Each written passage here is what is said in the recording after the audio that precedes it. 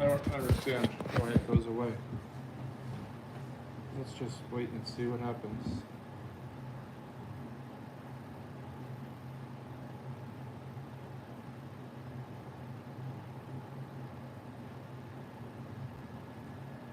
I don't know. Maybe people will show up, maybe they won't.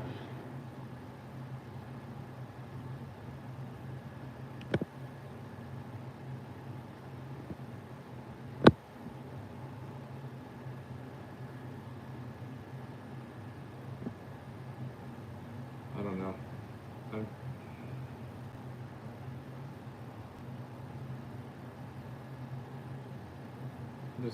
This stinks.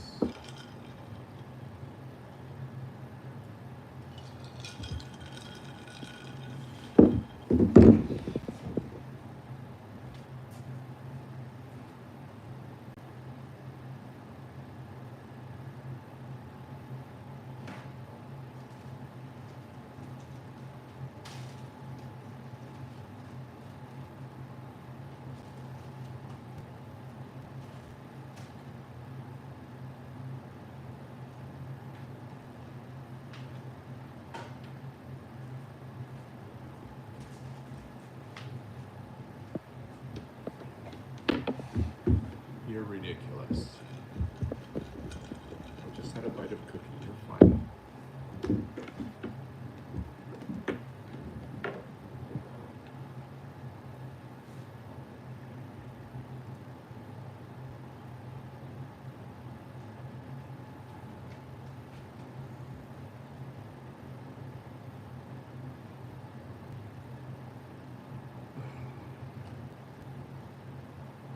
Come on.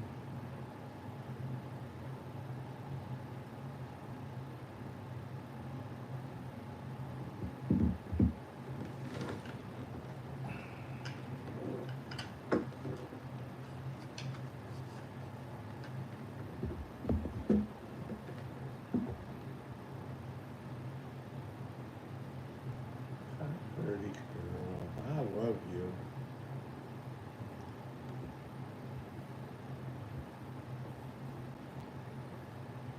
I don't know if this works. I don't know if it doesn't work. I don't know if I'm wasting my time. I just don't know. Hey, welcome. We're having cocktails. I'm having Chardonnay because I like wine. Can you see me? Can you believe? I don't even know that I'll see your chats, but can you guys see me right now? Because my screen is blank. I'm watching, I got you guys on an iPad, and it's blank. My screen is literally blank. Nothing. The chats don't come up. Well, it does say that I have viewing options for my chats, so I don't know if I can see them. I don't know if you guys are chatting, but like, it's not turned around. Hi, you guys. Like I said, I cannot see myself, because usually you can see yourself on the screen, and I can't see anything right now. But this is Corby's, this is from the saw line with Corby. And this is a wildfire channel from my career as a wildland firefighter. And I'm here to tell you tips and tricks and all that stuff on being a wildland firefighter.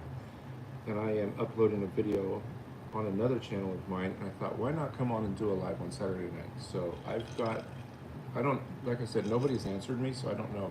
Can you guys see me, or is it dark? Like, I'm interested to know what's going on tonight. What are you guys chilling? Are you villain? Are you on penicillin? I'm kidding. I'm totally kidding. I'm totally kidding. But like, I'm just hanging out, recording videos, and I thought, while it uploads from my phone to my computer, why not do a quick live with you guys about anything that wants to be talked about? I mean, I guess it's okay because I'm looking at a blank screen, but brighter, what's happening? Fried chicken with you, Aurora. Hi, Aurora. Wildland firefighters, any of you guys? Or anything like that? Like I said, I'm getting ready to upload a video on my other channel. So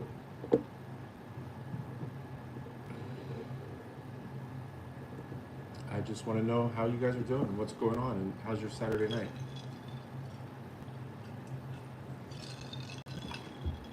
I try to do a live at least once a week, but I've been doing them at work. I'm really not supposed to, so don't tell anybody. But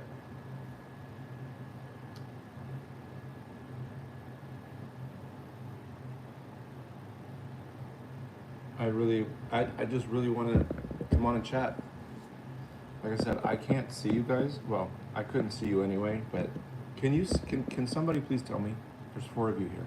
Can you please tell me in the comments if you can see me? I'm sure you can, but I just wanted to have some cocktails tonight. Like I said, I'm uploading another video on my other channel, and I thought, why not come hang out and see what's going on and see how people are doing. I'm literally waiting for it to upload right now, from one freaking device to another. Listen, if Apple can figure out how to do all kinds of stuff, why can't they just make things just go back and forth super fast? Do I have any Wildland firefighters in the house? Okay. Comment anything? Like, does it change if I go like that? No. When I set this up,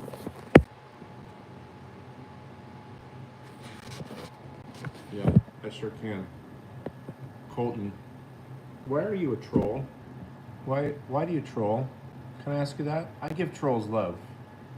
Because you need love. There's something wrong that you have to come on YouTube and look for people and say things like that. So why? This is an open forum. I know you are. I'm just asking why. I mean, I don't hate on the trolls anymore. I did TikTok, and they're way worse than any of the ones that come on here are. Way worse. Like, I'm just curious why. Like, it's cool. You need to get aggression out. That's fine. Because I give you love. I give trolls love. That's what they deserve. And then once I do, they start talking nice or they leave. It's one of 2 things.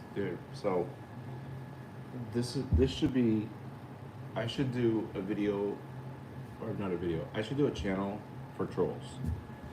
Because I want to know, like, I've turned trolls that have come in pretty harsh before on TikTok and on here, on my other channel here. And I just want to know, like, why? Like, I get it. It's fun. You're probably in your mid-20s or 30s, got nothing better to do with your Saturday night at 9 o'clock. Well, it's 9 o'clock where I'm at. But, like, this is a Wildland firefighting channel. It's cocktails. Corby was my nickname in the fire service.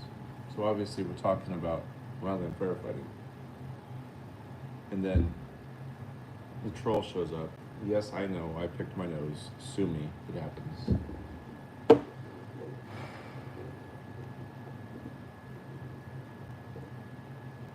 I just want to know, like, and I appreciate, that's cool. Hey, ask an honest question, get an honest answer. What part of the world are you in? You in the States or you somewhere else? Like, I get it. I get it. Do you have a YouTube channel?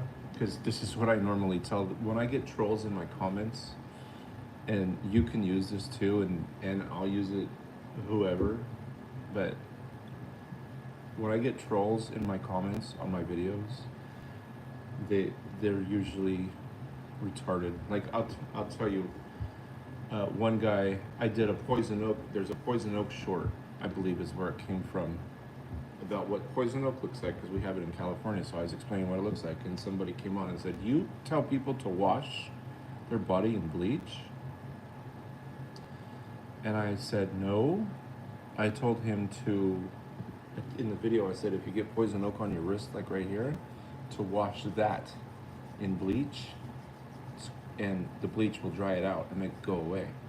I said, I checked out your channel, and I looked for some inspirational, motivational, vulnerability type videos, because I wanted to watch the ones that you saw, but I looked at your channel and I didn't see any. And I then commented and I said, well, you know what? I'll check back in about a week or maybe 2 weeks on your channel and I'll see if you have any videos for me that can inspire me or motivate me. And you never hear from them again. They don't come. So Colton, thank you for being honest. I appreciate it. I really do appreciate your honesty. It's admirable. And I get it, you're bored.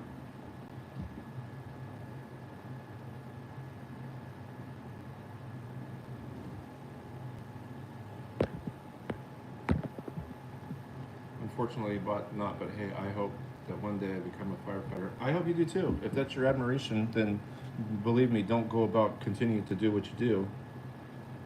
Wildland fitness, get out and exercise, get out and hike, get out and run, put weight on your back and just hike your tail off. Start small and just go hiking and running, hiking and running. Run at least 3 miles, hike 45 or 50 pounds of weight on your back and just start hiking. Even if it's around your neighborhood, just start hiking. Just do it. Go find a mountain trail, Google it wherever you live, and just start hiking. Because the pack test, I didn't have to do a pack test, but we had to run 3 miles. I guess we kind of did have a pack test, but we didn't. I guess we kind of did. But you'll do a pack test nowadays, especially for the Forest Service, so you'll have to have the weight on your back. And I think, I'll have to look it up, but I think it's, I don't know how far the hike is and I don't know how long they give you. But when you think you've hiked enough, if you have access to a chainsaw, you put the chainsaw over your shoulder like this, with the power head, which is the motor part of it, behind you, and the bar right here, and you hold that, and then with the 40 pounds on your back or 45 pounds on your back, then hike again, holding the chainsaw. So just roughly a gallon of water weighs 8 pounds, so 5 gallons of water on your back. So roughly 40 pounds with your web gear is probably going to be closer to 50 pounds. And then put a chainsaw over your shoulder and a hand tool on your side in your hip. I had a pouch for mine on my web gear. Stick it right there. Up your game. Go check out my video on hiking boots. Hiking boots. You too, Colton. Have a good night, buddy. May your hopes and dreams come true. Study to be a firefighter. If that's what you're gonna do, don't do the stuff you're doing. Do positivity. Do positivity. Start a YouTube channel about why you want to become a wildland firefighter or a firefighter in general.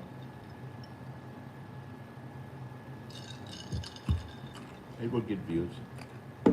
It would get views. Everything and anything can get views nowadays. And I want you all to succeed. I still haven't had anybody tell me yet. Can you guys see me? Because like my screen's blank, and normally when you're doing a live, you can see yourself in the backdrop. Maybe you guys can see it. That's the backyard behind me. But nobody's answering me. What part of the world are you in before you go, Colton?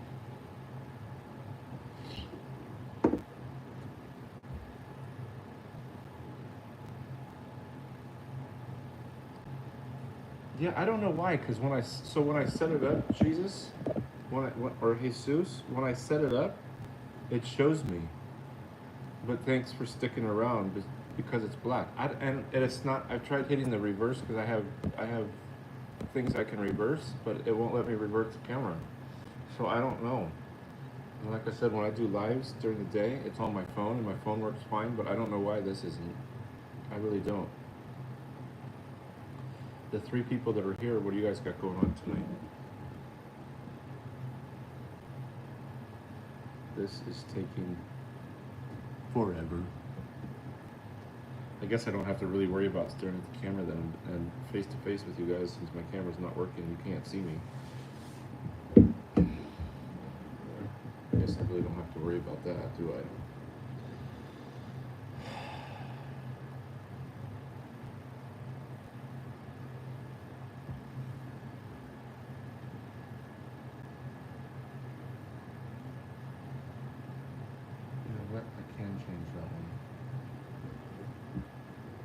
Subtitles, they're still not there.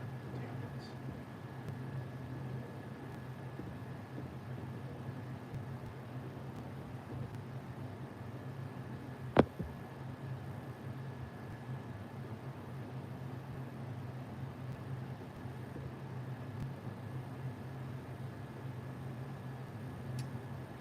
Um, are you a wildland firefighter? I do have. Or what do you do for work that sends you away from home? Because a lot of people have that. I had it. Um,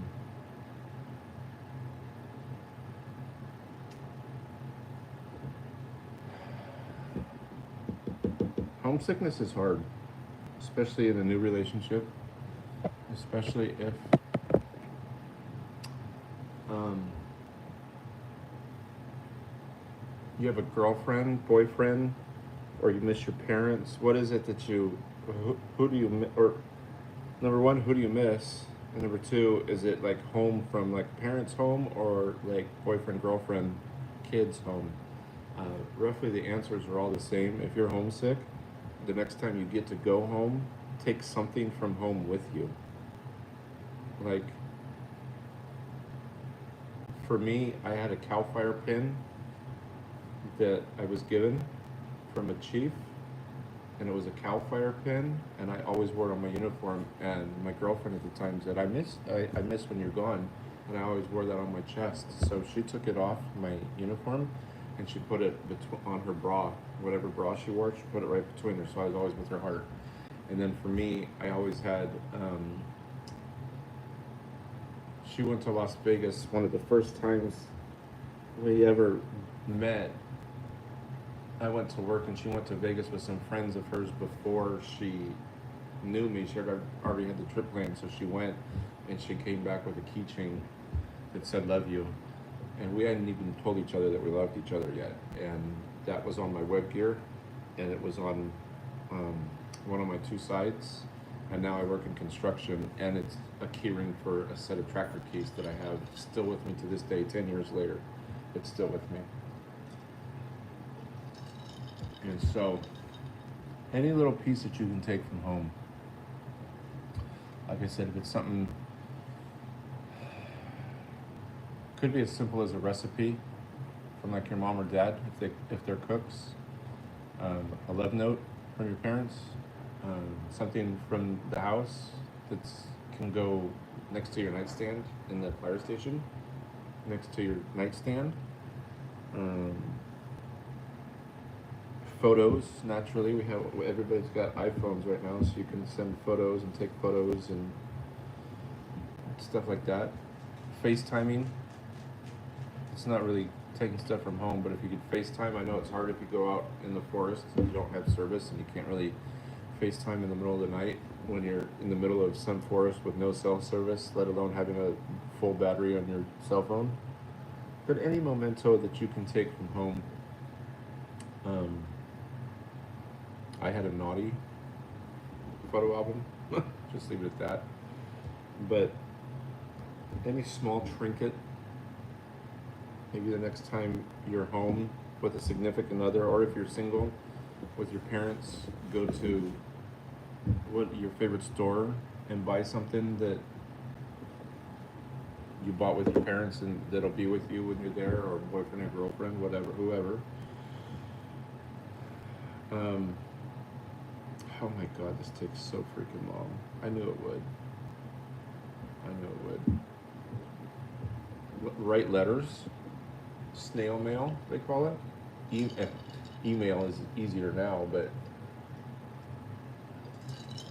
keep a journal of what happens when you go to work and write it down, and then when you get home, share it. You'll have those good calls, you'll have those bad calls. You'll go to fires where you're actively fighting direct fire, like on the line, putting fire out, and you'll have those fires where you're like, oh my god, we mopped up for like 5 days, the same piece of line that was cold when we got there, and 5 days later, when the fog came in, it was out, and we stayed there for 5 days. You can tell people about that, but homesick is hard.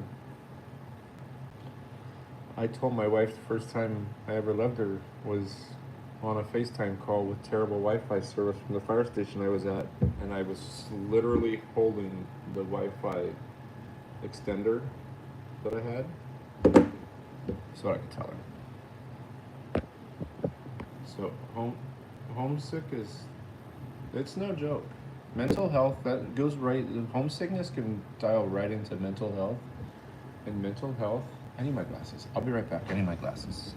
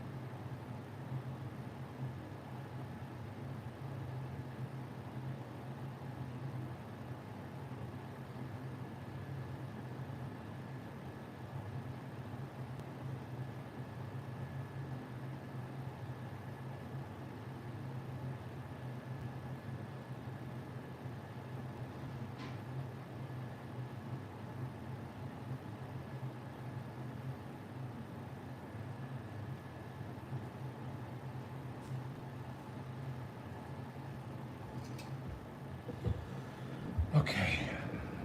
I'm trying to change a thumbnail on another video while I wait for these to go, so I had to get my glasses.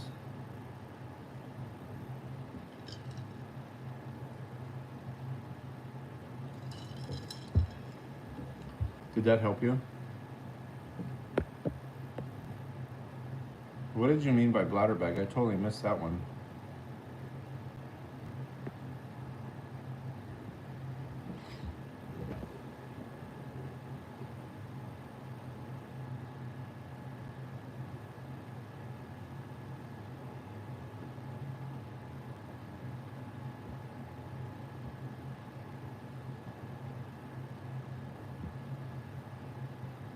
Oh, yeah. Um, they're called, yeah, bladder bag. Yep. Did the homesickness, did that help you? Oh my God.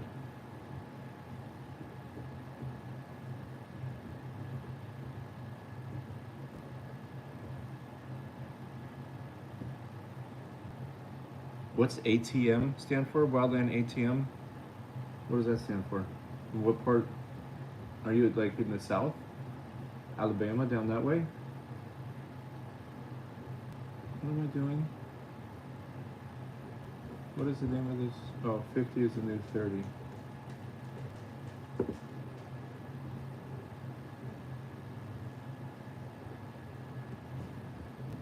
It really makes me sad that you guys can't see me.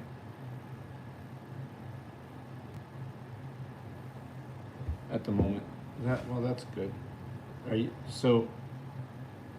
How many days? How many days a week is your normal shift, and then how many days a week are you gone? 50 is the new 30. No, those are all.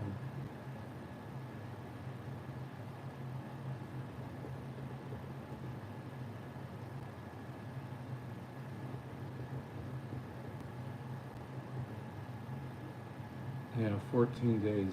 I get it. So are you, and when you're when you're saying homesick, were you boyfriend, girlfriend, or like family, mother and father, brother and sister, or if it husband, wife, and kids?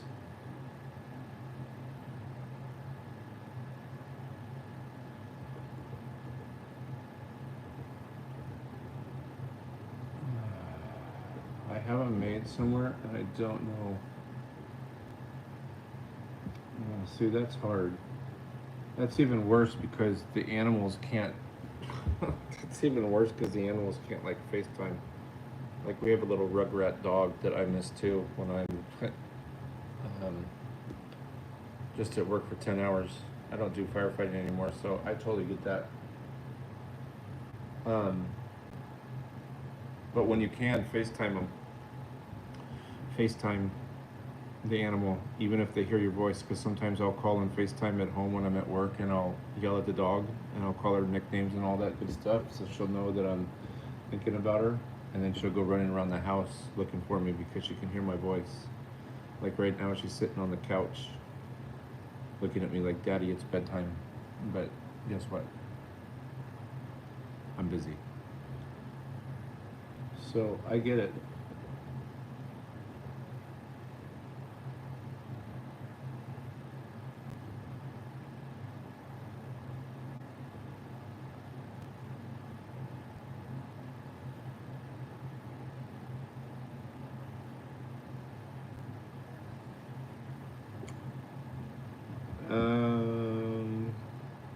That video is not on this channel.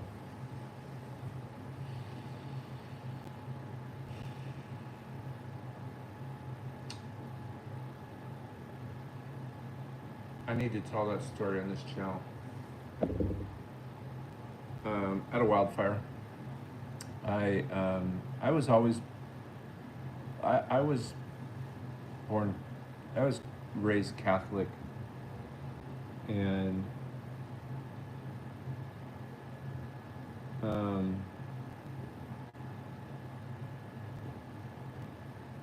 I need to create that video again and put it on here because it comes straight out of a wildfire. And it actually might be.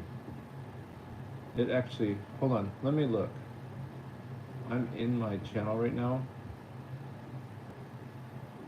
Hold on.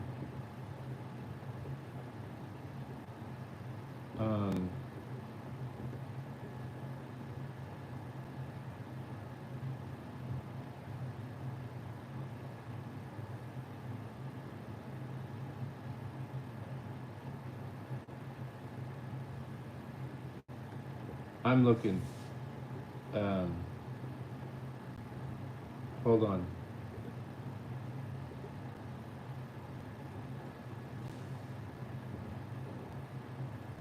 I don't think it's on here. And if it is, I need to redo it because it's not.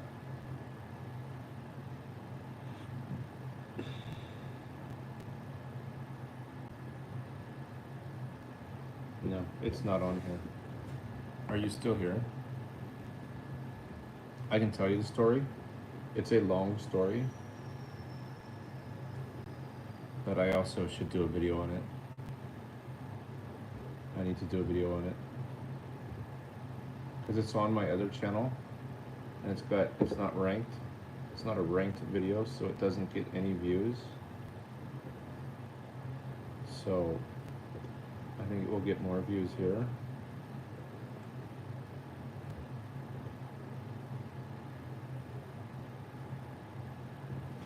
And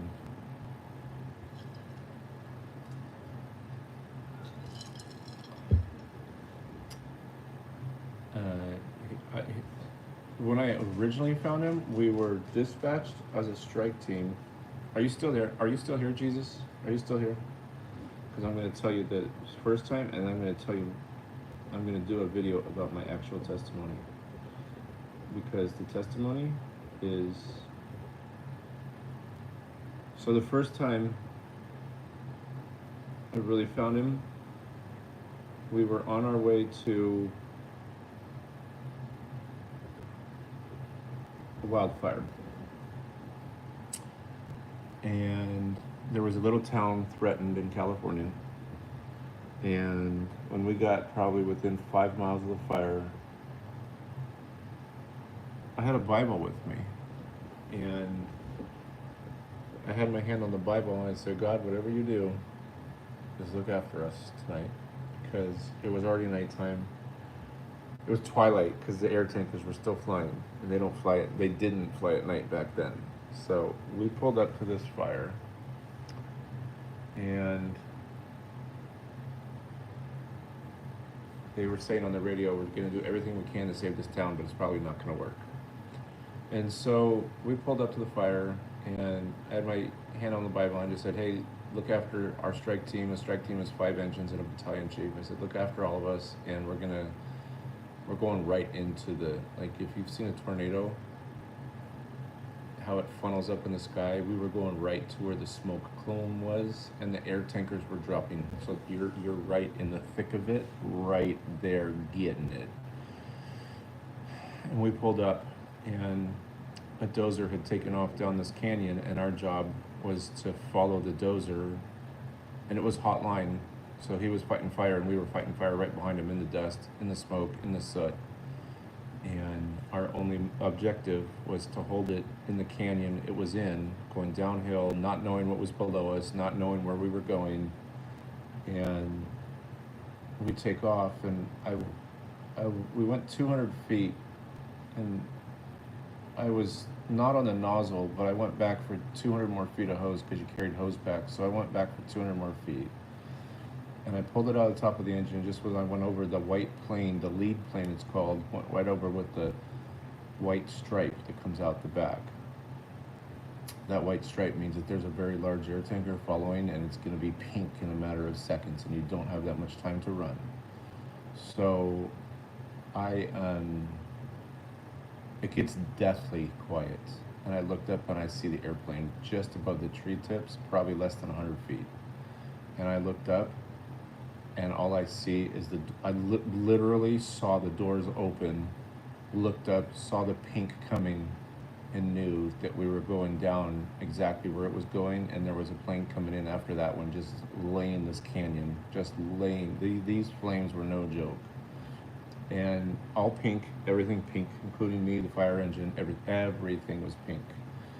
And we laid close to between 5 and 7 or 8,000 feet of hose in the next couple hours, and ended up spending the night down in that hole with the dozer. And I think there was our strike team, so that was 25 firefighters. And then there was a hand crew that came down to, and I think another dozer, because we got to some areas where the dozers couldn't get, but they came in from another direction, and we saved the town. And the next day we came out, and they had improved the line, and my prayers were answered, and that town was saved. So you never know when the good man is watching.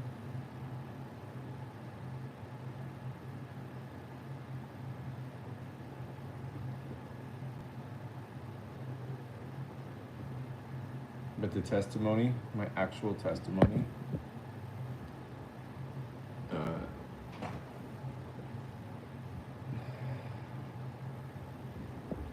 I'm going to, I'll have to figure out a way to title and package my testimony so that you can understand it, or so that the algorithm, it's totally wildfire related, 100%, and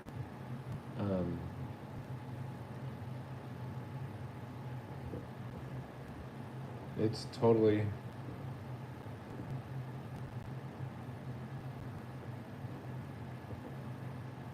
I'll have to do that video. I'll have to do that video. I have to think about how to get it, because it's a God testimony, and you can do testimonies on here, obviously, but I want to do it in a way where it gets, like, pushed out, wildfire related testimony from God, and how to package it.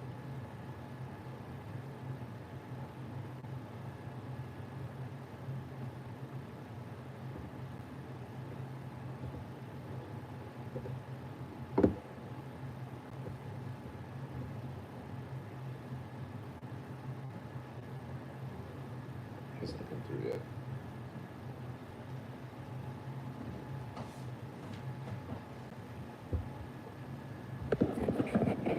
Oh, what did it say? Smoke goggle recommendation, and when should you wear them? That's a loaded question. Good questions, though. I appreciate you being interested.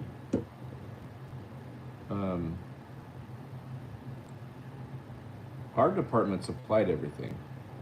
Our department supplied fire shelters, Web gear. I bought my own web gear because theirs was kind of trashy. But shelters, hard hat, helmets, whatever you call them, hard hats, helmets. I call them helmets. Goggles, shroud to go over your face. I hardly ever wore my shroud. I think twice in my 2 or 3 times in my 10-year career, just because it was you couldn't breathe. You couldn't. It was already terrible enough, but you couldn't breathe. And we fought some fire, but only like 2 or 3 times I yanked that thing down because it was so hot, and I only put it down because of my ears. Goggles. That's a caveat because as soon as you put goggles on, and especially if you have a shroud on, you end up not being able to see because they fog up, and they never had anti-fog goggles. So anytime you put them on and you were sweating, the band would get all sweaty around the tops. I know you guys can't see me because for whatever reason my screen's not working, but the band wouldn't work. Um, the band wouldn't work. They get foggy, and then the straps that held them around the helmet, and then you just put them down, they'd always crack and break. So honestly, I fought fire in sunglasses. I had Ray-Ban sunglasses, or Spy, Logan. I don't wear Spies anymore, but I had a pair of Spy Logans with me for 10 years. Same pair of sunglasses. And those always did the trick. And then at nighttime, I honestly didn't really put my goggles down either because you couldn't see. They got too foggy and you couldn't see, and you just end up putting them back up, and then you couldn't see. But if you're looking for a set because your department doesn't supply them, then FSS, I believe. You can probably Google, or not Google, but go on Amazon. FS Wildland Firefighter safety goggles. You can look up that. And then if you ever ran a chainsaw, I didn't wear goggles either, but I wore bugs. They were they're glasses, they're safety glasses that go around your head too, but there's no lenses. It's all screens. So when you look at, again, you can't see me because my screen is jacked up for whatever reason, but they're mesh screens so that the sawdust can't get through, and you don't have goggles to get foggy. So those were the ones to use.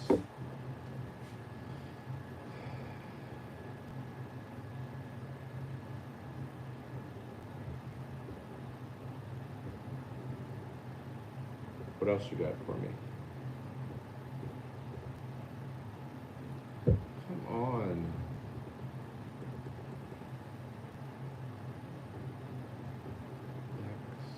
X. Why are you not going for?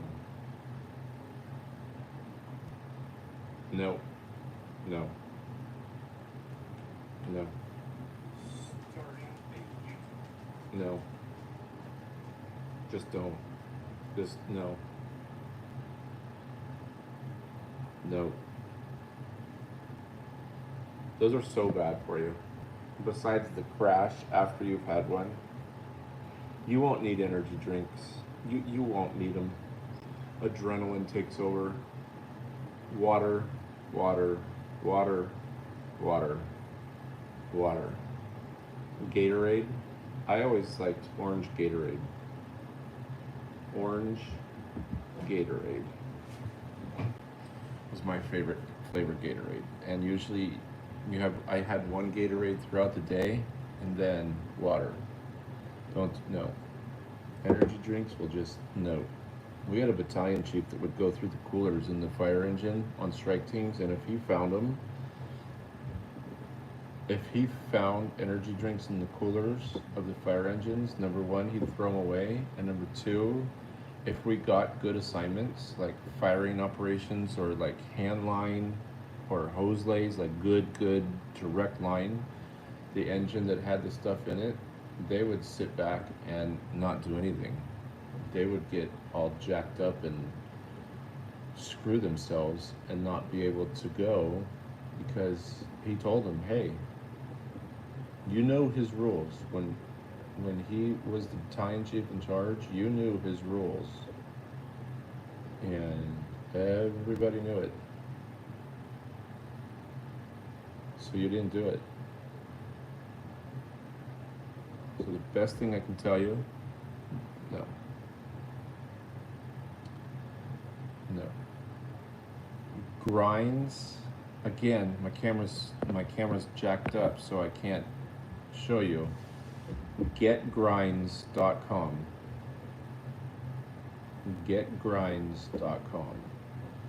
There's energy pouches, and there's coffee pouches. I would think those would be okay, but I use them at work. They're not nicotine.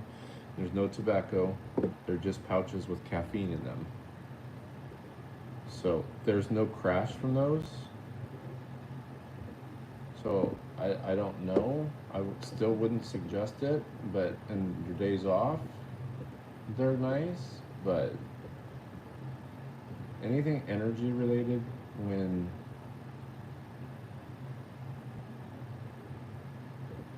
you're at work like that, I wouldn't.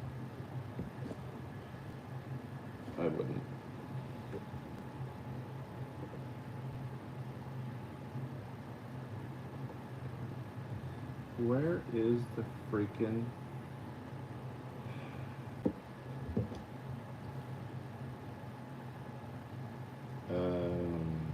in California we got laid off in the wintertime, but I have fought fire in the snow, and I have fought fire in the pouring rain. So yes, it does happen. Neither one, well, I don't think they were, no, I think they were structure fires. But that's not to say it won't happen. It's not even to say that it won't happen. Image.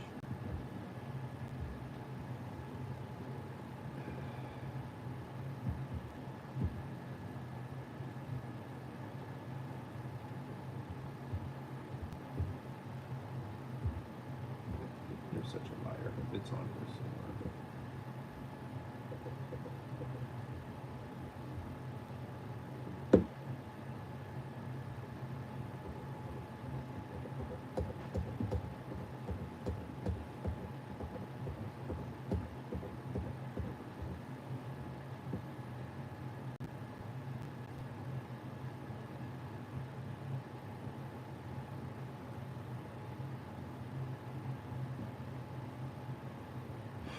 Why isn't it there, bro? 1894. 1892.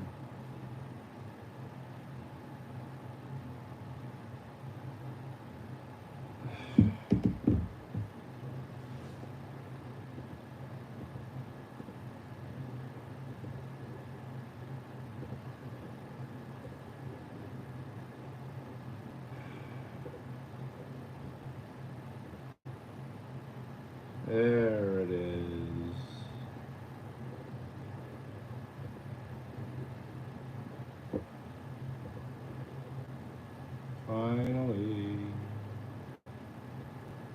Finally, it's happening to me.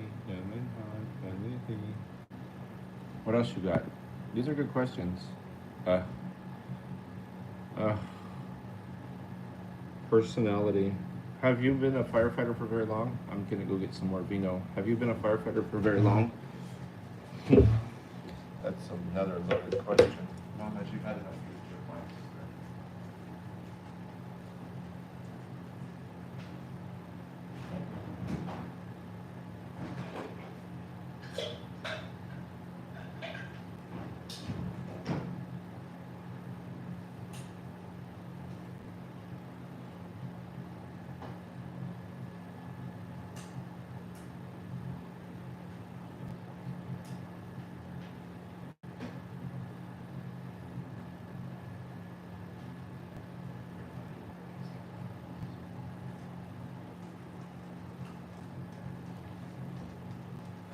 Okay, I'm back. What'd you say? First season. That's okay. Hey, if you're new here, have you you should watch all of my videos. Not just because I want them to be seen, but I think that will be good for you. You are going to have so many personalities. You are going to have so many good times.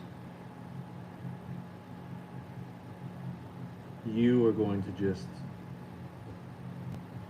you're going to have personalities that you're going to mesh with, like yesterday, and you're going to be assigned a partner that you're like, are you kidding me right now? This is my partner, and you're going to clash and have to figure out a way to make it work. That's not a lie. I've had them all, and I had to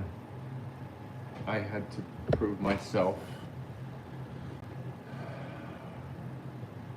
When I was at headquarters, I worked at a headquarters fire station, and I knew all the firefighters there. I knew all the firefighters at the headquarters station, but I had worked at other stations for 5 years, and then I decided to transfer to headquarters because they went to more fires, they saw more action, they got all kinds of stuff. So I decided to transfer there, and it was a majority Hispanic. There were a couple Hispanic firefighters there, and I worked Thursday, Friday, Saturday because I was the new guy to the station, not the new guy to the department. So I worked the weekends, which was fine. And they said, hey, we only cook Mexican food on Tuesday nights because that's when we all work. And so I showed up to work one day, and the shifts change, so the meals can change. Well, one of them was working overtime on my shift, on my cook day, and he said, hey, why do you have that carne asada in the refrigerator? I said, because I'm making tacos, street tacos, and enchiladas for dinner. And they were like, well, number one, you're not Hispanic, so you can't. They used other words, but I'm not going to say those. And number two, we cook Mexican food on Tuesdays. And I said, well, guess what? It's a free world, it's a free country. The kitchen is open to whoever the chef is. I'm the chef, this is what I'm cooking, so if you don't like it, don't come to dinner because that's what I'm making, and that's the way it's going to be. And I had to prove myself and get our personalities. I wasn't going to be bullied by these people. And I made the tacos and I made the enchiladas, and everybody ate them and were quite impressed by them, that a white guy could make enchiladas and street tacos. The biggest thing I can tell you advice-wise, come in with an open mind, come in with an open heart, be humble. If you say you don't know how to do something, say that. If you have strengths, use them. Maybe you're a good cook. Maybe you're good at cleaning bathrooms. Maybe you're good at making beds. Maybe you're good at organization for a fire engine. Maybe you're good at organization for a kitchen or the office or whatever it may be. Use your strengths to your abilities, and use your vulnerabilities and negativities as learning experiences, and go to your superiors and say, hey, I don't know how to do this. How do I do it? And don't be like, oh yeah, that's a good idea, I should do that. And just take it, learn from it, like coupling hose.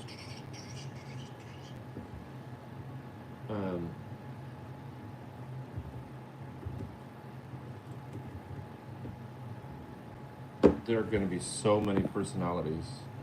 You're just going to have to adapt. Like, some people are going to be super chill. Other people are going to be a-holes. Take it for a grain of salt.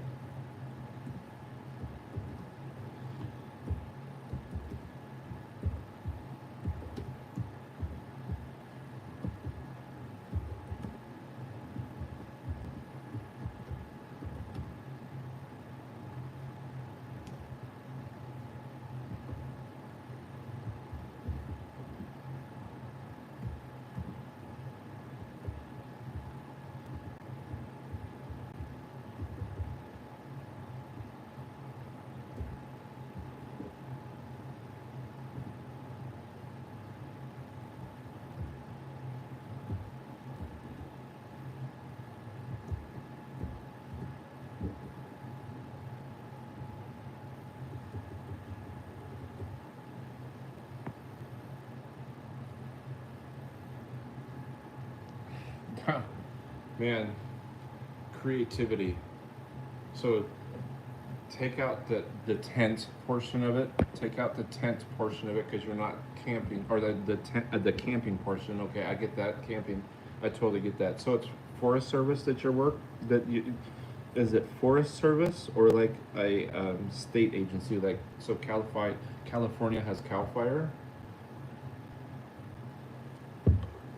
Creativity is key. Open mind is key. Using the resources, being resourceful. Federal agencies like U.S. Forest Service, Bureau of Land Management. But anyway, camping without a tent. So in the fight, you mean like so if you're doing a 24-hour shift and you're working through the night, how do you sleep at night? Huh. If you're lucky and you get to. Um, we always used if we were on the line and not near the fire engine, we would just like take off your web gear and position that so like the shoulder straps would be you could group those together and be your pillow, and then like you could take so your shelter was on one side, and then back in the day we had canteens, but your camel pack you also used you set it up as the pillow with the strap so you were sleeping if you had water in your pack you were sleeping on your water, and then your shelter was set up so that it would kind of hold your neck in a way, and then for heat, it sounds kind of strange, but we would usually make a warming fire between the three of us and just put it in the middle, and then you wouldn't sleep by any means. You were not sleeping. Um,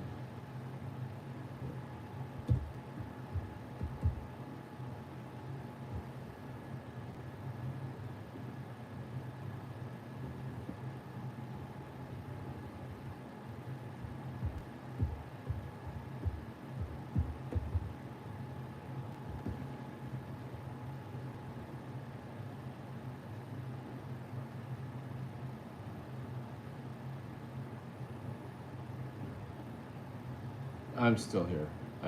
I finally got my stuff going, so I'm uploading another video. Um,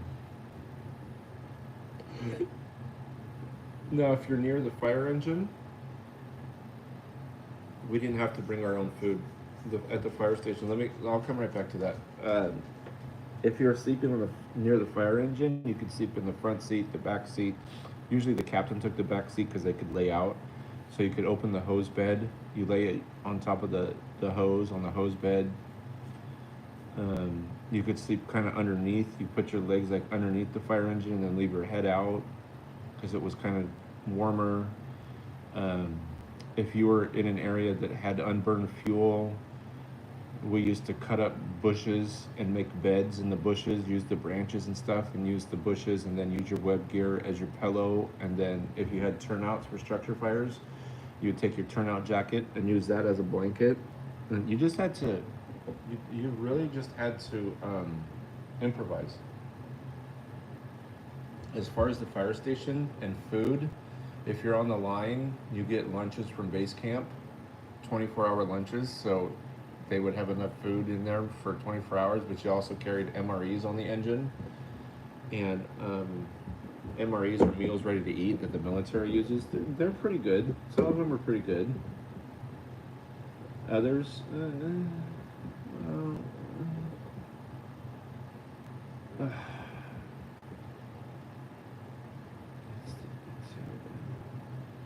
here. I did it. Where is it?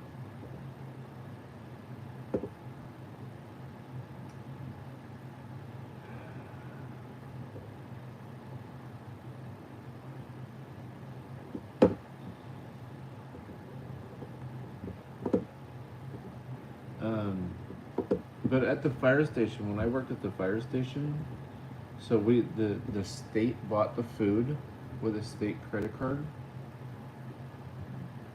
and then every meal that we'd eat, you would check, and we were charged like I think it was $3.46 or $2 and some change. They averaged the meal cost every month to see what it was, but it was always like $3 or $4, $3.46, and they marked it, and then they just took it out of your paycheck. So we ate, we ate really good. We ate really good at the fire station.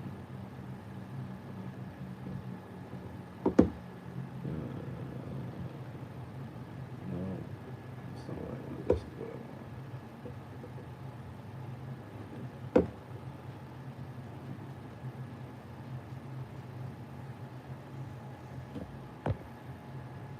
So you can bring your own snacks, I'm sure. So like if you do like protein shakes or whatever, you can bring your own stuff and label it. But don't leave it. Don't leave it. It won't be there. When you come back, it won't be there.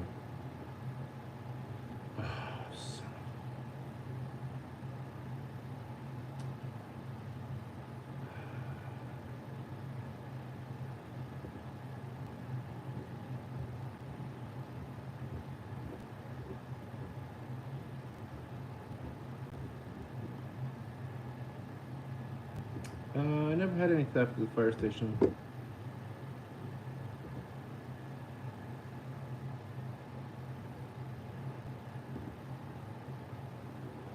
I never had theft at the fire station, not from my car, not from,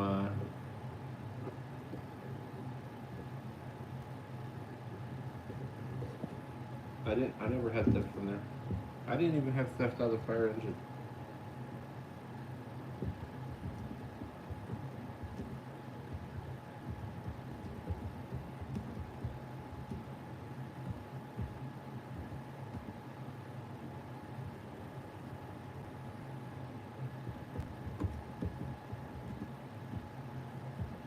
So you said earlier that it was Wildland ATM. Where in, are you in the United States?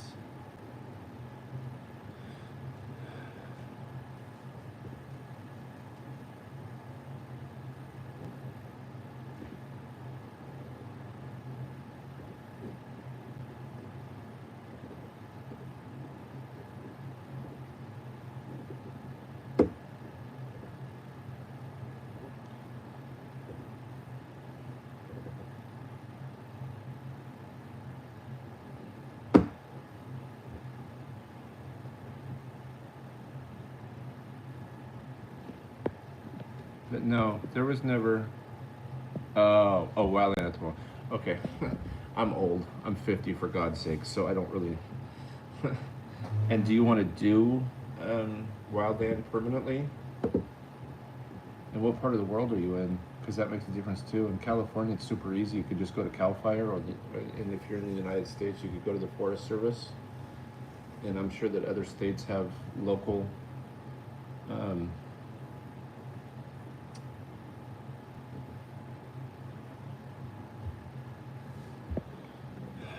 They have local state agencies.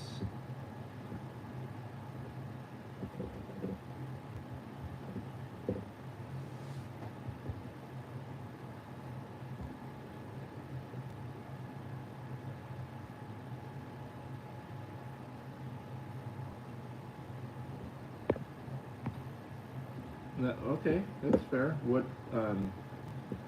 do you want to do permanently? Like a city department? So there's wildland, and then there's like city, municipalities, counties, districts.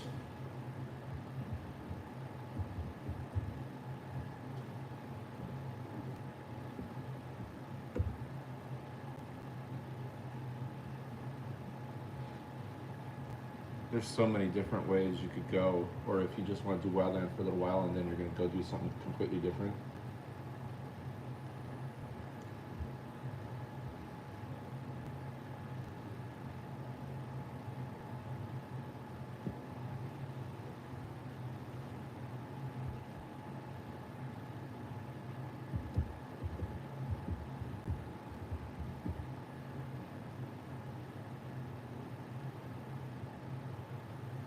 So, to be honest, I know that one.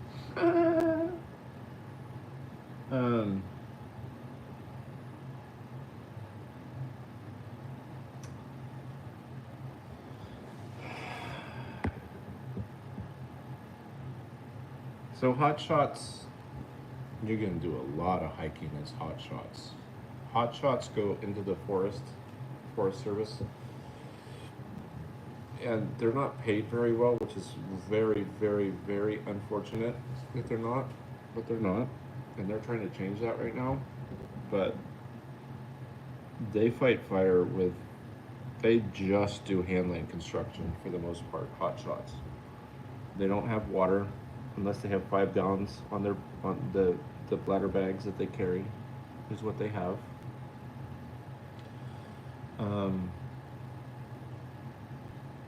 They go deep in the country. They're so deep in the country that their supplies and food and everything is sent to them via helicopter.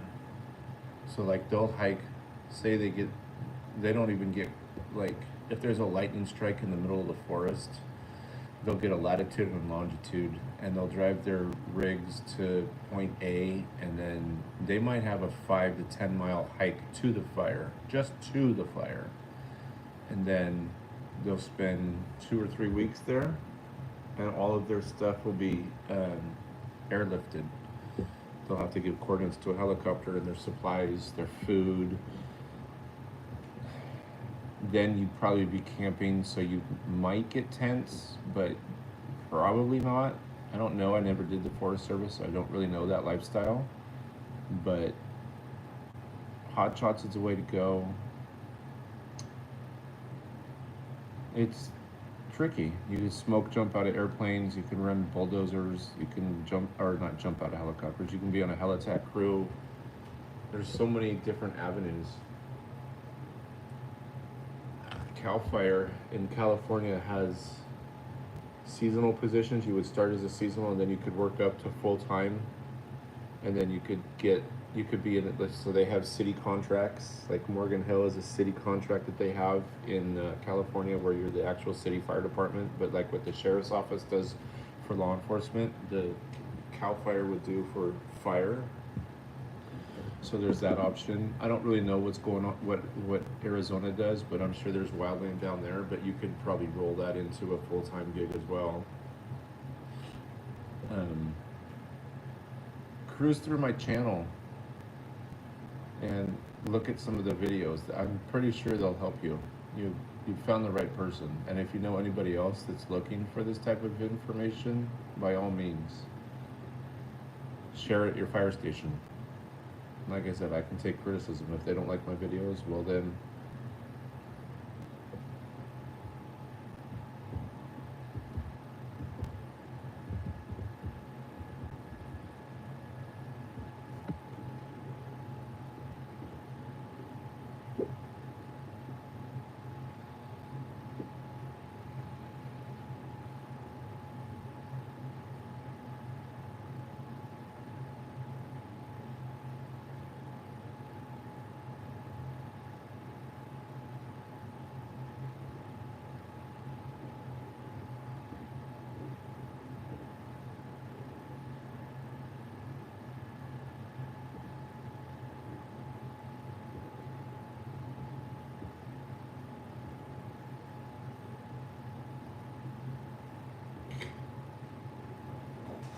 huh.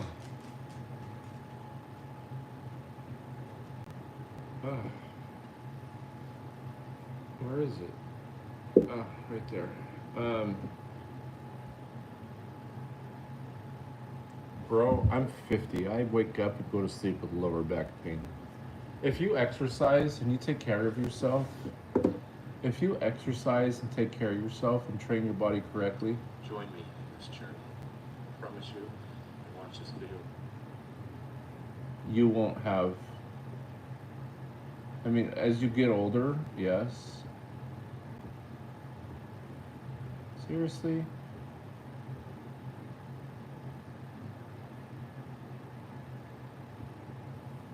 There we go. You're always going to have back pain, but it just depends, honestly, bud. Take care of your body. Take care of your body. Don't drink a lot of alcohol on your days off.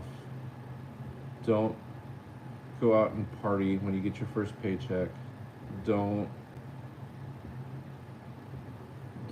do STUPID. Watch this video right here.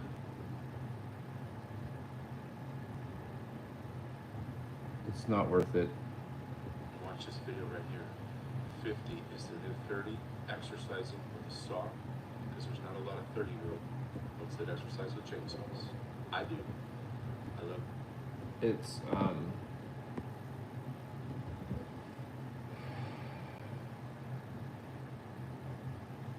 probably once every 4 months I would get back pain where it would stick around for like 2 days, where it would be so painful just to bend over to tie my boots. But just exercise, condition your body, get used to just get active. And when the winter time comes, don't let off the exercise. Don't go, oh, I got laid off today, I don't go back for 90 days, so when it's 60 days from now I can start training. No, keep your body fresh, keep your body energized. I'm a junk food fanatic, and at 50 I have to learn how not to anymore. We got a house full of cookies, and it's just, it's a different mindset and lifestyle. Eat healthy, exercise, just get your steps in. Even if you lay down, start doing push-ups and sit-ups. Start doing push-ups and sit-ups, like just in your living room. Like aim for 100 a day. If you have to start at 10 a day of each, 20 a day, 5 a day, start with 1 a day, whatever you have to. When I worked at headquarters, I couldn't do a pull-up. And we had a gym at the station, so I'm like, you know what? By the end of the season, I want to do 20 pull-ups. And at the end of the season, I could do 30 pull-ups. Every single day. Every single day. Every single day. Just take care of your body. Just take care of your body. Just take care of your body. Just take care of it. She will not let you down if you take care of her. You're probably saying, oh, I'm 20 or I'm 30 right now, so I don't really have to worry about that. Trust me. When you turn 50, everything changes. Take care of your body. Take care of your mind.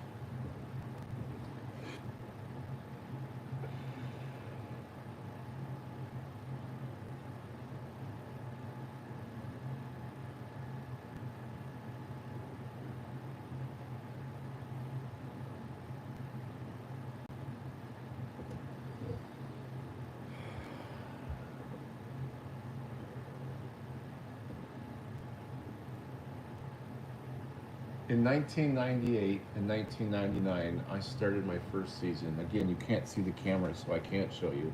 1998 was my first season, 1999 was my second season. The second season, in 1999, it was CDF back then, and you got, you worked, and then you got 90 days off. You got laid off. Well, no, then it was longer than that.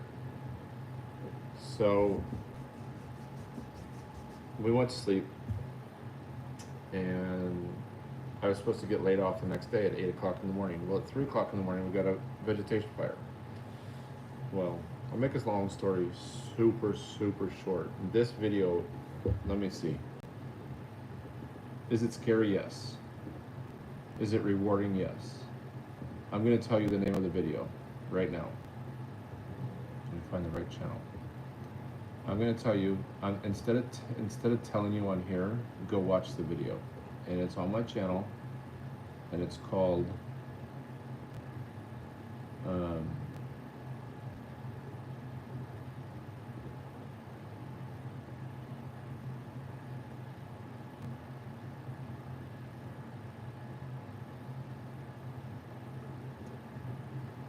How I Survived the Wildfire, a Frantic Situation, and the thumbnail says barely escaped. I need to change that. Go watch that video. It is scary. It is a dangerous job.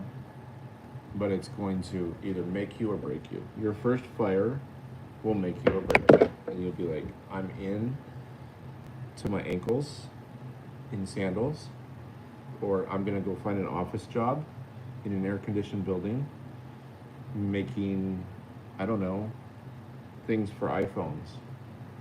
Where the scariest part of my day is walking from the air-conditioned building to my air-conditioned car when it's 200 degrees outside. It is scary. When you first go to your first fire, it's very scary. That story is about, I had an eyebrow burned off. I don't have one eyebrow. And it got burned off, and it was my first fire, and I never went back to firefighting after that.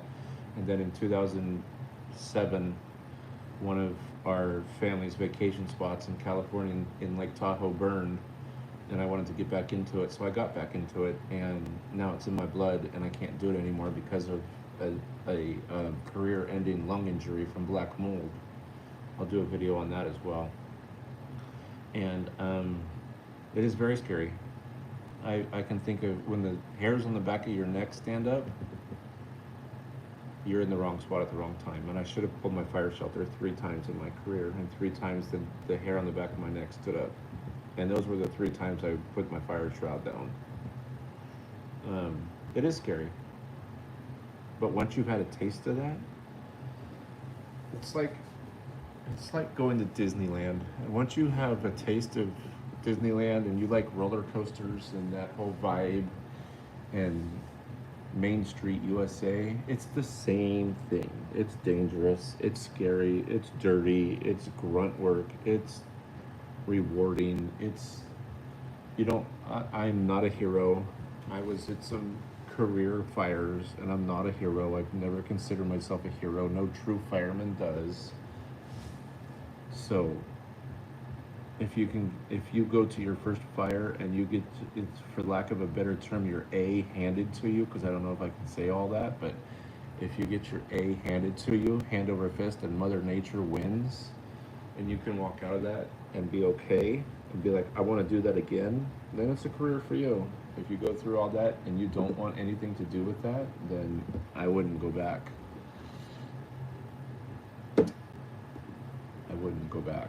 But yes, it is scary. In a nutshell, it is scary. But again, the name of the video, I'm just switching back and forth on my computer. Hold on. The name of the video is, I need to change that.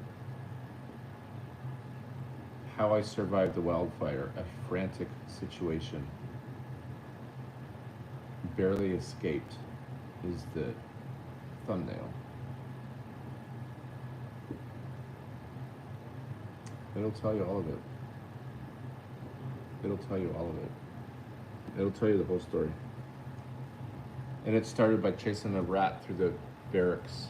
Just bear with the beginning of it. Bear with it. It'll tell you. Yeah. The wind shifted. Our escape route got cut off. Our escape route was a lake.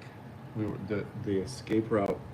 They had boats in the lake, and our escape route was down to the bottom of the shore, at the bottom of the mountain to the lake, and they had boats in the lake that were going to come and get us if we needed to, and our escape route got cut off, and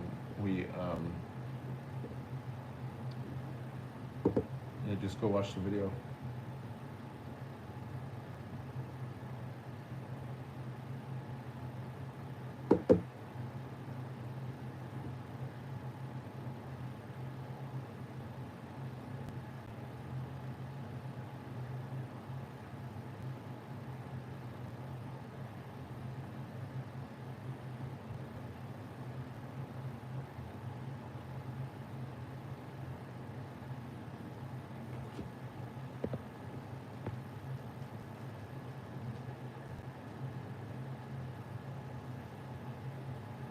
No, that's just, I'll answer that question.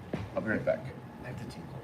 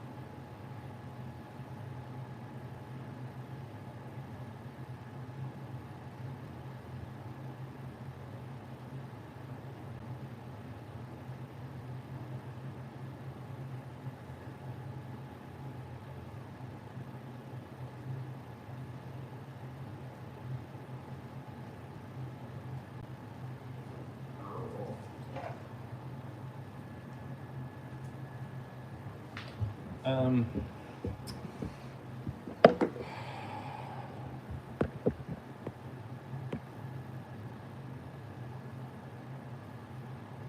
but when you start, they're gonna know that. Just look up to the guys that are training you and trust the ones you can trust and just work with them and it will all come into, how old are you? It will all come into play and you're gonna mess up. Everybody messed up. I messed up. Everybody, captains messed up. Chiefs messed up. Engineers mess up. Mistakes are gonna happen. But from your mistakes, you learn. You're perfect. At 21 years old, you're ready to learn. At 21 years old, you're gonna make mistakes. But you're gonna learn from those mistakes and they're gonna help you. And learning from those is going to teach you the ins and outs. The best thing I can say is God gave you 2 ears and 1 mouth. Keep your mouth closed and your ears open. If you don't, like I said earlier, if you don't know how to scrub a toilet, ask. If you don't know how to check a breathing apparatus on your engine, ask. If you don't know how to work the lights and sirens or the radio on the engine, ask. If you don't know how to read a map, ask. Back when I was a firefighter, maps and Google Earth and all that was just starting to come out. So we had old school Thomas Brothers, and you had to they gave you an address, you had to find that street and backtrack it to the fire station and go out the station, turn right. Even if he knew exactly where the address was, he'd make you map it. Go down 2 streets, turn left. Go down another street, turn right. There's a cul-de-sac on the left. Our house is going to be on the right when we turn into the cul-de-sac. Where's the fire hydrant? Fire hydrant's on the main street on the left-hand side, so we'll stop and grab that and then pull into the cul-de-sac. You had to know that stuff. Today, it's all computerized. I haven't been in a fire engine in 10 years, so I don't know what it's like, but I'm sure it's all computerized with pictures of the fire hydrants. You're gonna screw up. You're at the prime age. Just think, I'm 50 and 30 years is gonna go by like that. I promise you, 30 years can go by like that. If you played your cards right, you could be a battalion chief in 30 years. These are all the right questions. These are all the right things. I've also got a video on my channel about what to pack for your strike team bag. Like toiletries. You'll watch that video and it tells you the basics and it tells you some extra things to carry that you wouldn't probably think of. Other, like toothpaste and deodorant and shaving cream, all that kind of stuff, but it also goes deeper than that and tells you what kind of stuff. So don't be afraid to fail. Just admit, the only thing I could say is admit that you don't know how to do something and that you want to learn. And at the end of the day, if you're in the fire station and they sit down to watch TV, go find your fire station somewhere or through the fire station and look for a training book there somewhere. Even if you have to go out to the office, our offices were in the apparatus bay, which usually was not attached to the barracks. Don't sit and watch TV. Go out and find something. Go out and open, even if you're in your pajamas. Like after dinner, we were allowed to put our pajamas on or whenever you wanted to. So even if you take a shower and you put your pajamas on, go out to the fire engine and if you have a first aid kit or you go to 911 calls for medical aids, here's a question for you. Where's a razor on your fire engine? If you go to 911 calls and you're first due, and typically not a lot of engines do, but the engines I worked on, we did answer 911 calls and medical aids. Where's the razor on your fire engine? Learn how to couple hose. Learn how to check the chainsaw. Learn how to check your hose clamps. Open your brass box and see what's inside the brass box. Your fittings, your reducers, your hose clamps, your gated Ys, your Siamese, all those things. Know what they are. Just go through them and go through them and go through them. If you have to watch YouTube videos on them, do it. If you need videos on things, tell me. I'll make them. What's the difference between a gated Y and a Siamese? You know, there's all kinds of things that if you have time to watch TV, you have time to learn. Right now I'm trying to learn YouTube for this channel and for my new one that I just created a video for and just uploaded it while I'm talking to you. If you have time to TikTok, you have time to learn firefighting. I have a TikTok account, but if I have time to, I don't scroll TikTok, I just post videos and leave. If I have time, family time is a different thing. If you have family time, it's family time. Just train. Everything and anything that you can possibly think of. If you have time, like take a shower, like wildland firefighting. How do you pack as a Sawyer? How do you carry a chainsaw? How do you swamp when someone is in your...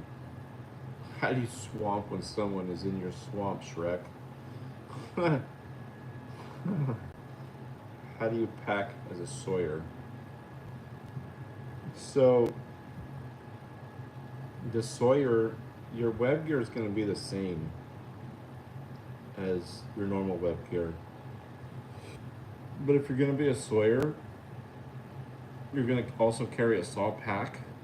When I was a Sawyer, I carried the pack because I didn't want my swamper to carry it, because swamping is harder than being the Sawyer, so I carried the saw pack. So you had extra chains, you had extra chaps, you had extra gas, you had extra oil, you had extra everything and anything you needed for that chainsaw you carried on your pack. And again, I wish my camera worked, but it didn't, because I could show you how to carry a chainsaw. But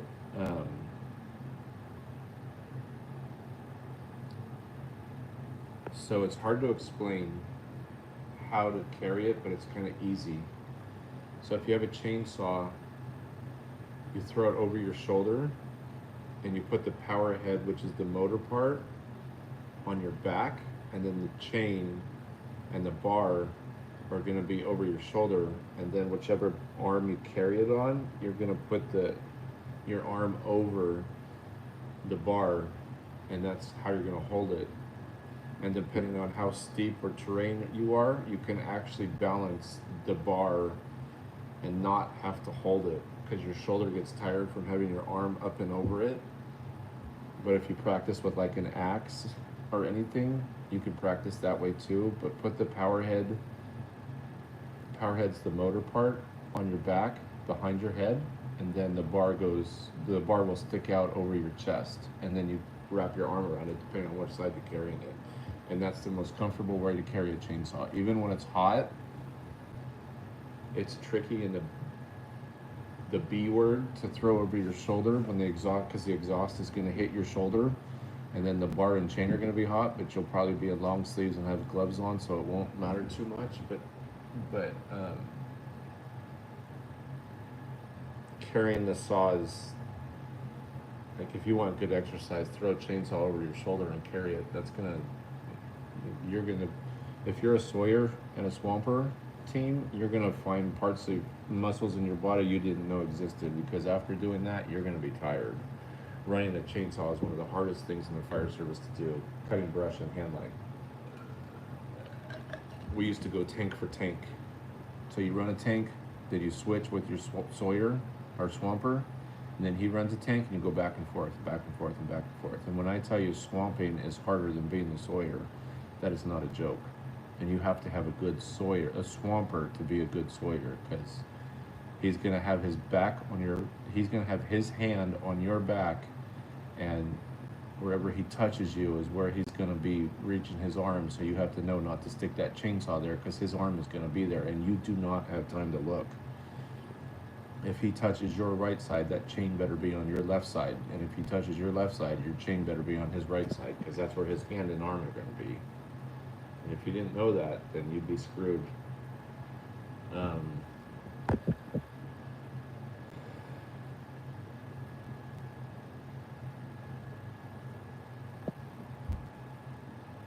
yeah, swamping is a whole new animal.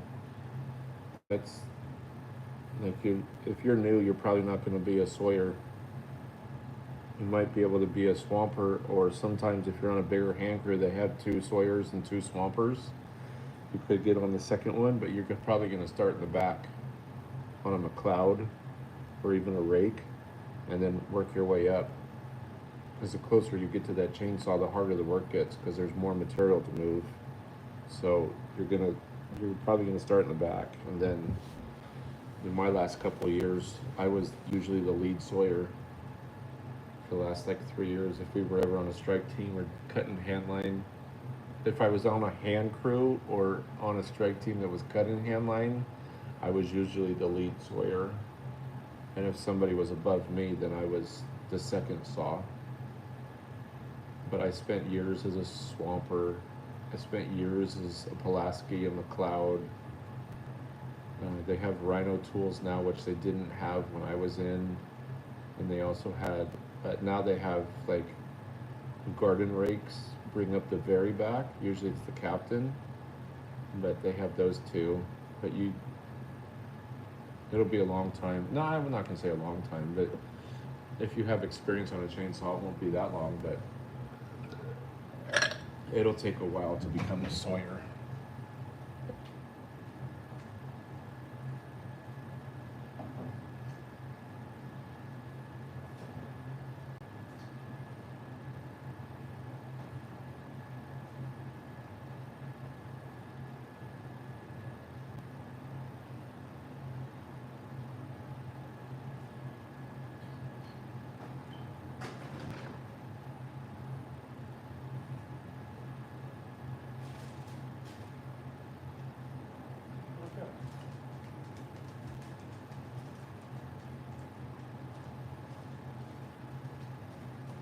What? Did you just go 5 minutes?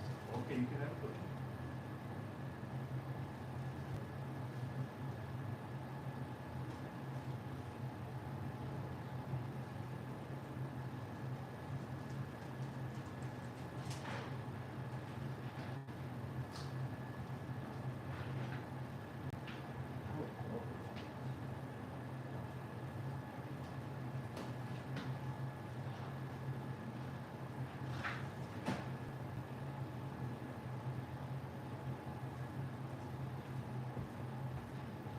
I'm still here. I just went to get some more meal. It says you left.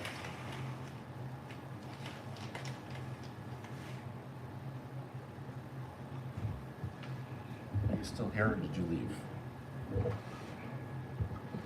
Because if you left, I'm leaving. It said that you left.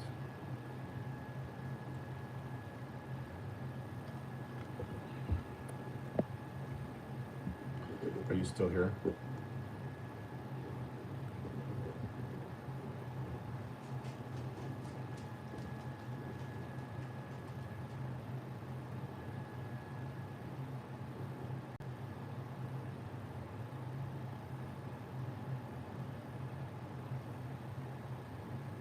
Recording footage on the line with, that's what you want to do? They never had that when I was, they never had that when I was a firefighter.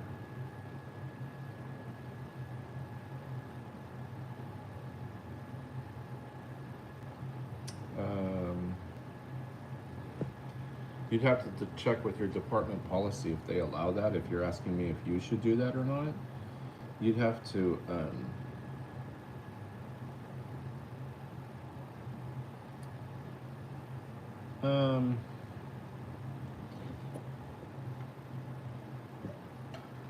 you'd honestly have to check with your department policy, because if they have a strict social media policy that you can't post stuff, then I wouldn't if I was you. But if you work for a department that allows you to record and post, then that's not, yeah, I don't see anything wrong with it.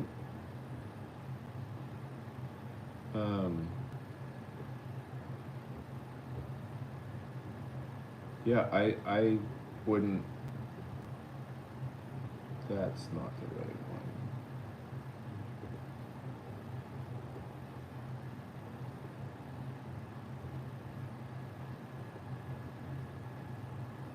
one.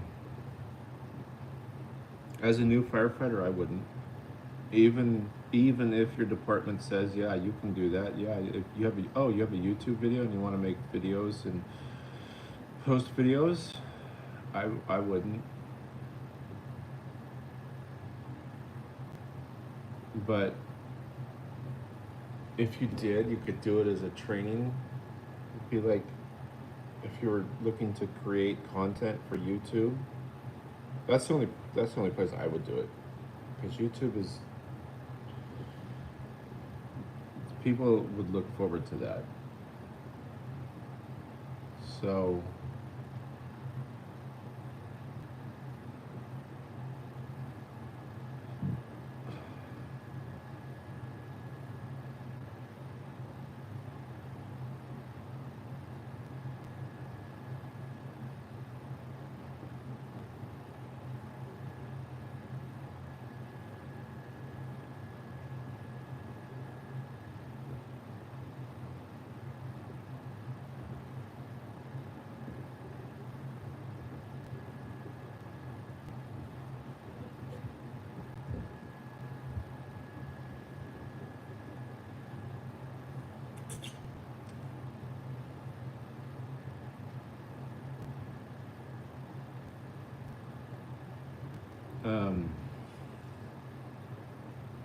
yeah, I would just train if I was you.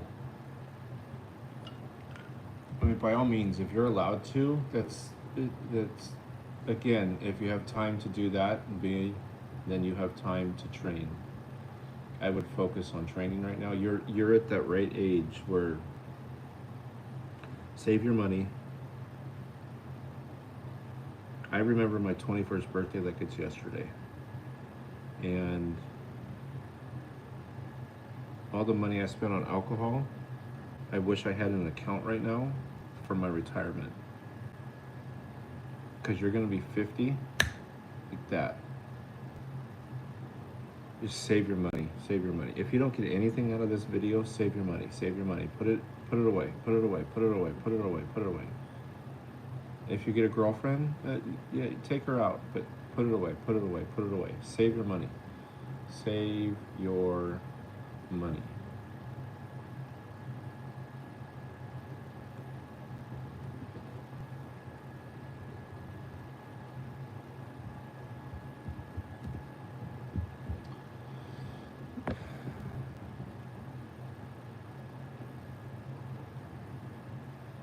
If I was still in the fire service, I would have a GoPro attached to me. To answer that question, I'll get right back to this question. If I was still in the fire service to this day, I would hope that by now I would be a battalion chief. But if I knew then what I knew now and was still a firefighter or anything like that, I would have a camera attached to me. I would have a GoPro attached to me and would take it frontline and would do it. But again, I was in for 10 years, and so with CAL FIRE, they hired seasonal firefighters in each unit throughout the state. And when I started, I was at the bottom of the totem pole, and there were 250 seasonal firefighters in the unit I worked in. And when I got injured, I think there was 260 or 270 seasonal firefighters, and I was number 4 in seniority. 4. I broke 5, and I was thrilled And within a month of that is when my injury happened and I had to leave. But I was number 4 in seniority. So at that point, I was in the training portion of it. I helped with rehire academies. I did all that. So I would attach a camera to me if I was doing it to this day. I would have a GoPro, but as a brand new guy, I would not. I would not. I knew the division chiefs, I knew the unit chiefs, I knew the battalion chiefs, I knew everybody. But that was it took 10 years to get there. You'll be a rookie for your first at least 3 years. You'll think you know it all, but you don't. How to finance? Save for something or for later? Put it away. Put it away, put it away, put it away, put it away. Put it away. Put it away. If you get a girlfriend, that's awesome. If you get a boyfriend, that's awesome. It doesn't matter where you go, which direction. Put it away. And buy a house. If you start saving your money now, I don't know what you make in Arizona as a firefighter, but if you put your money away and you're still living at home with your parents, or even if you have a place and you can budget and not spend money on alcohol, put it away. And I would probably, by the time you're 25 or 30, you'd probably buy a house. Don't drink it, please. For the love of God, don't drink it. Don't go buy that brand new Ford pickup truck. Don't go buy that brand new boat. Don't go buy that dirt bike. Maybe that's your hobby. As a hobby, that's different. Start a YouTube channel about your journey, but not recording while you're at work, because I don't want to see you get in trouble. But put your money away. Save it for a house. Save it for the future. Save it for your retirement. 30 years is not that far away. I've been with my wife for 10 years in October, and May of 2017, May of 2017 is when the injury happened. And I remember it was like yesterday. Put your money away. Don't spend it. Don't spend it. Just put it in an account. Pay your bills with what you have. Yeah, I'm not saying don't go to the bars and have one or two, but not every weekend you're off. Don't waste it on houseboat trips. Don't waste it on going to Lake Havasu. Don't waste it on whatever fun there is to do in Arizona. Take your girlfriend on a date to the Grand Canyon for the weekend. That's fine. Don't drink it. Don't. Put it away. If you can take half your paycheck and pay your bills and have money left over for food, whatever, for the month, put your money away. You're gonna wake up tomorrow and be 50. I promise you that.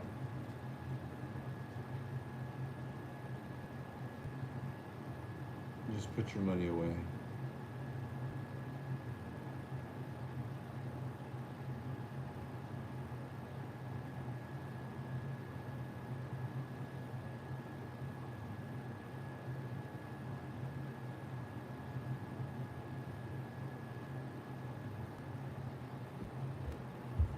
I hope this has been helpful for you tonight. There's a lot of good questions. There's a lot of good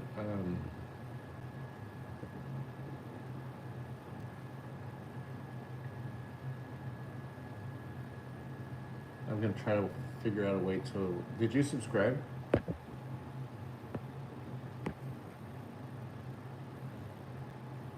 I'm gonna try to find a way to do my testimony.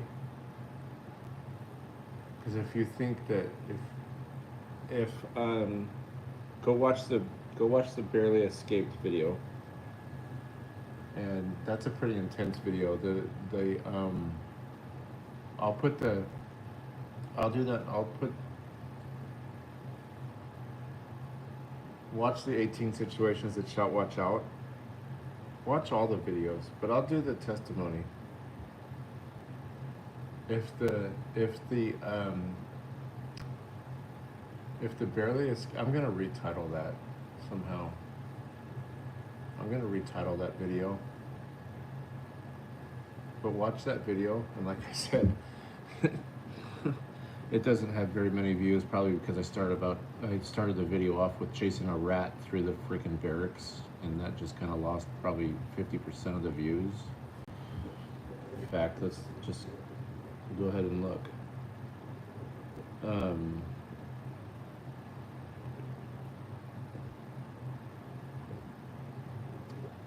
channel. I'm gonna tell you. I'm gonna do the my testimony, and it'll give you chills. And if this one gives you chills about barely escaping, oh, I could have done it that way. Oh, shoot.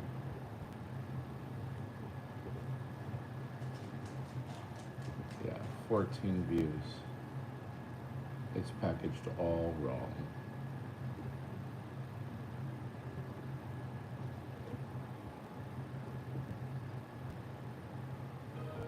You never think at night when you go to sleep at a fire station that 3 hours later, after you chase a mouse through the barracks, that you're gonna be running for your life with fire up and over you. Oh, somebody did.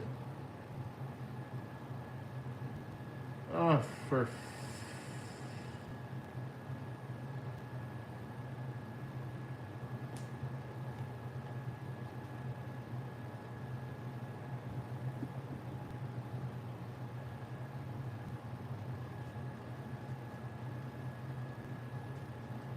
So somebody...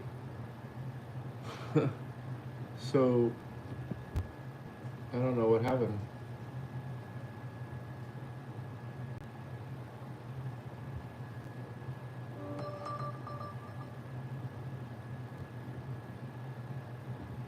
So yeah, it talks about, it starts off with that, but I'm gonna repackage that video, but I'm also gonna do, it's packaged all wrong.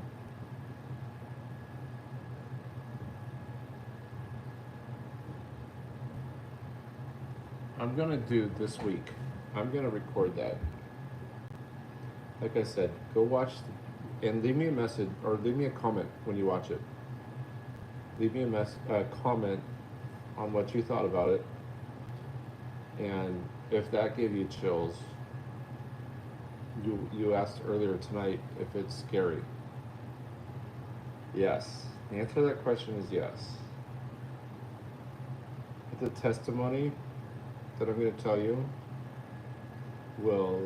that I'm going to share will leave you speechless and a believer and give you chills in a completely different way.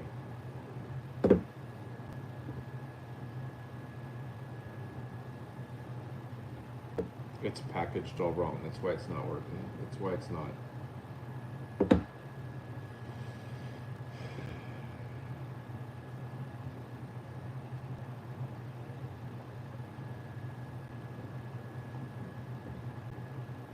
I need to redo it. I need to redo it.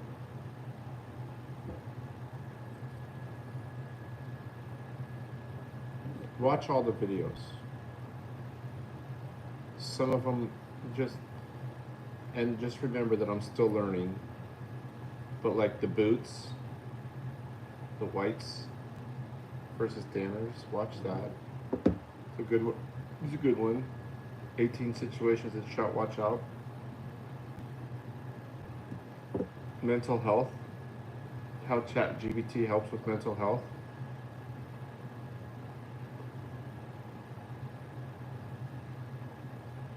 There's so many good ones. How to become a wildland firefighter in 19 minutes. where passion meets fire. Don't choose wrong. Beginning a career as a wildland, as a seasonal versus full time. 7 reasons you should not become a wildland firefighter. Watch that one. That one will give you some. That one will give you some good information. Jesus. Go through and watch them. Go through and watch them. Marriage mistake? No, I don't know why that's here.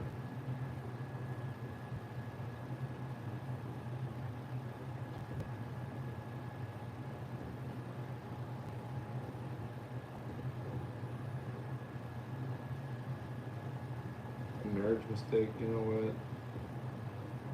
Marriage mistake is not for. That's just hurting the channel. There's no reason to have that there. If you really want to watch something, like I'm still working on hooks, but if you want to, you remember the Palisades fire and the fires that happened down there in Los Angeles earlier this year? You remember those fires?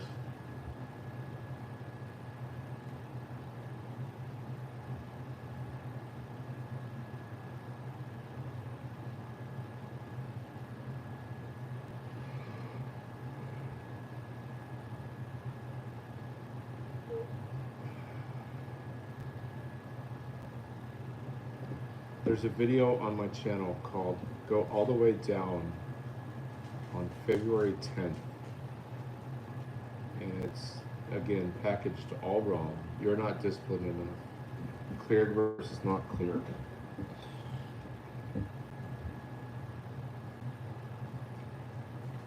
That explains this defensible space. I have some that are I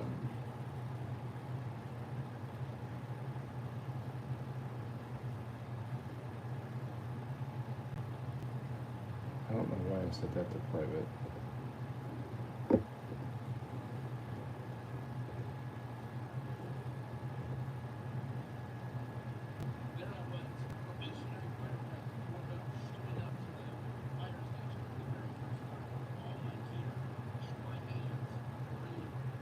Here's a good one for you. Here's a good one for you. If you go, I don't have that many videos on this channel yet. Go all the way to the bottom, August 23rd. My first day. This goes back to 1999, or 1998. Go all the way down. The video is 9 minutes and 21 seconds. I'm picking my son up at school, but I'm video recording. I'm recording the video. Watch that. And then this week I'll record that video, my testimony. I'm gonna find some way to package it. But this week I'm gonna record my testimony.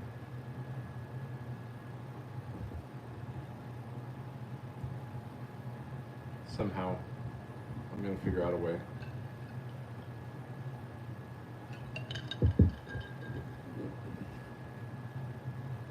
And I do lives a couple times a week. I don't know if you'll be able to, because I do them at work. I'm in construction, and I do lives from the machine I run. But on Saturday nights, I try to do a live to talk about wildland firefighting, so I hope you come back. I hope you watch the videos, and do me a favor, if you watch them, all of the ones you watch, please comment, because the notifications are turned on, and I get all notifications from when people watch them, and when they leave comments, I see them and they pop up, and I respond. If I'm at work, I usually wait till I get off, which I get off at usually 4:30 in California time, so I usually respond every day. But watch the videos and then leave me a comment and I'll answer your questions. And if you want deeper insight or anything like that,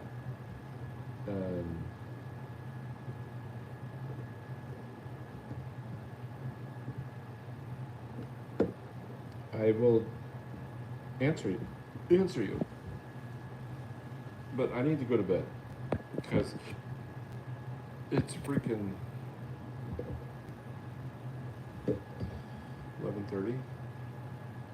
No, it's only 10. It's only 11.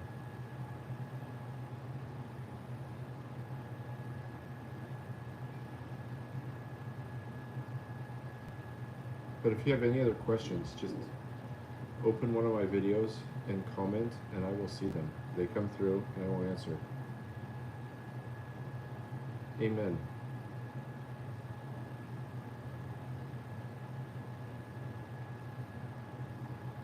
And like I said, watch the videos and comment on them, and I'll answer the comments. And if you want videos made to help you, I will absolutely help you.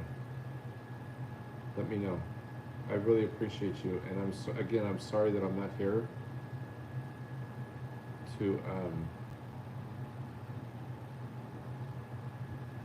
that the video didn't work, the audio or the visual didn't work. But I appreciate you. Thank you for being here. You have yourself a blessed evening, Jesus. Good luck, and we will talk soon. I promise you that. Good night.